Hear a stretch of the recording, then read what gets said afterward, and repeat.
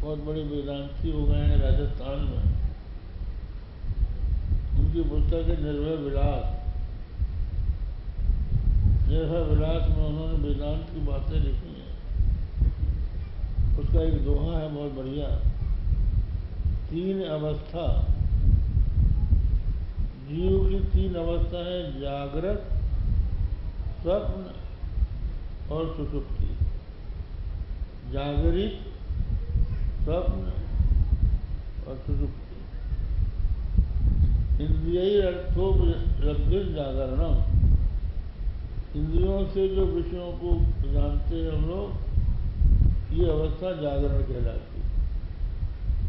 और इंद्रियों के शरीर के सो जाने पर जो मन से नई सृष्टि बन जाती है, मन की वासना के अनुसार स्वप्न बन जाता है, तो वो स्वप्न कहलाता है। तो आप देखिए, इंद्रियां और शरीर तो यही रह गए, ये सोए हुए। लेकिन जब स्वप्न हम देखते हैं तो उस समय न तो आँख है, न कान है, न नाक है, न जीभ है, न त्वक है, न सूर्य है, न चंद्रमा है।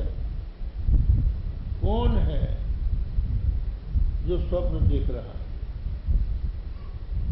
ये सवाल आता है। शरीर तो नहीं है, शरीर तो बड़ा है पलंग में, देखने वाला कोई और है। और जब हम गाढ़ी नींद में सो जाते हैं, घोर नींद, जिसमें कुछ पता नहीं लगता, जिससे उठने के बाद हम कहते हैं आज मैं इस ऐसा सुख से सोया कि कुछ पता ही न चला। आज मैं ऐसा सुख से सोया कि कुछ पता ही न चला।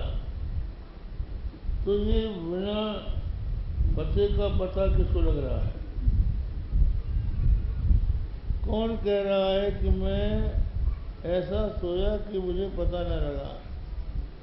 तो ये अज्ञान का जो ज्ञान है, ये जिसको है वो आत्मा है, जो जागृत में भी रहता है, स्वप्न में भी रहता है और सुषुप्ति में भी रहता है। तीन अवस्था, तीन गुण। अपना जो अंतःकरण है, आपके मन में तीनों गुण आते हैं। जब चित्त प्रसन्न रहता है, सुख का अनुभव करता है, आँख, कान, नाक, जीभ, त्वक सब इंद्रियाँ जागृत रहती हैं, उस समय सत्वगुण है। उसके बाद कर्म में आपकी जो प्रवृत्ति हो गई, ये कर डालूँ, ये कर डालूँ, ये करूँ, वो करूँ, यहाँ जाऊँ, वहाँ जाऊँ, ये रजोगुण। और जमाई दे के सो रहे, ये तमोगुण। तो सत्वगुण में भी आत्मा रहता है, रजोगुण में भी आत्मा रहता है और तमोगुण में भी आत्मा रहता है। हमें नींद आ रही है, तो तुमको नींद आ रही है, तुम कौन हो? नींद तो तुम नहीं हो। हमारे मन में बड़ा क्रोध आ रहा है, तो ये क्रोध जो हो रहा है, कौन देख रहा है इसको? रजोगुण है। हमको बड़ा सुख है, बड़ा आनंद मिल रहा है, तो ये सत्वगुण है।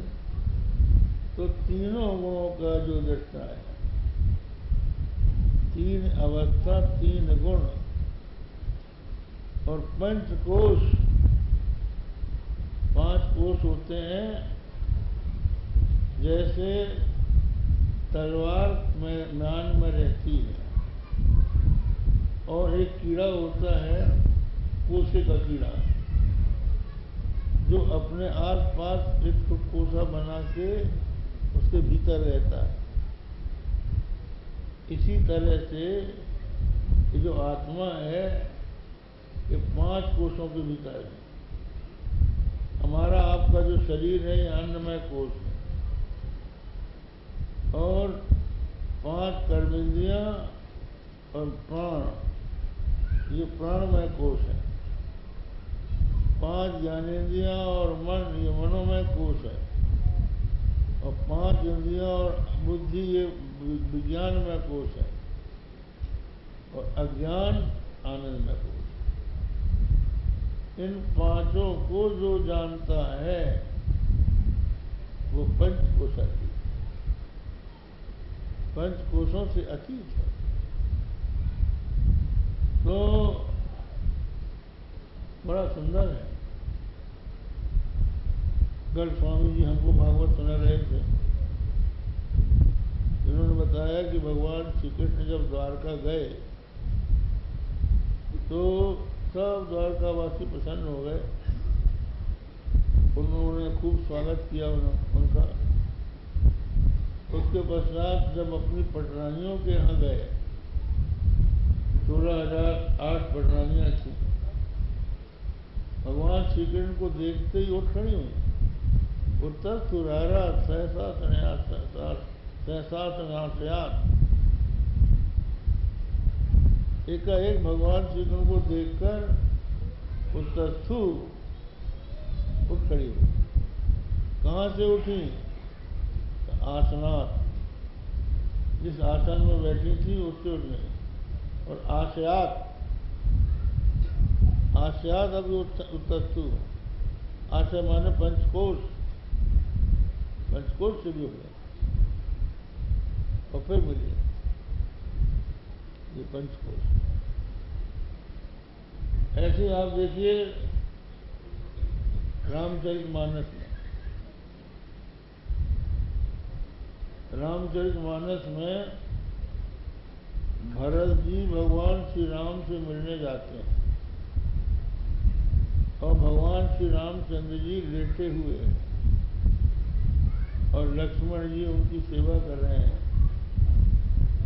और इतने में भरत पहुंचते हैं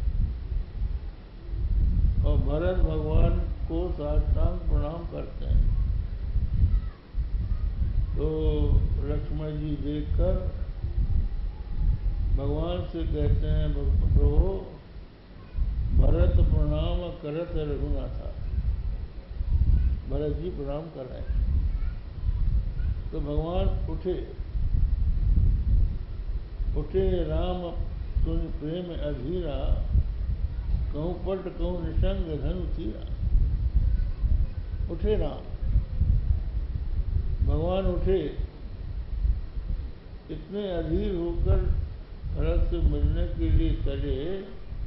कहूँ पट, कहीं उनका पीताम्बर रह गया, कहूँ पट कहूँ निशांग, कहीं तरकस रह गया और कहीं धनुष रह गया, कहीं तीर रह गया। तो इस प्रकार भगवान श्री राम पहुंचे भरत के समीप और भरत भी कहते हैं, मिले प्रेम पूर्ण दो भाई, मन बुद्धि चित्त अहमिति बिसराए। दोनों भाई प्रेम पूर्वक ऐसे मिले कि मन बुद्धि चित्त और अहंकार दोनों उन्हें बिसर बोल दिया। भगवान ने भी 4 छोड़े और भरत जी ने भी 4 छोड़ दिए।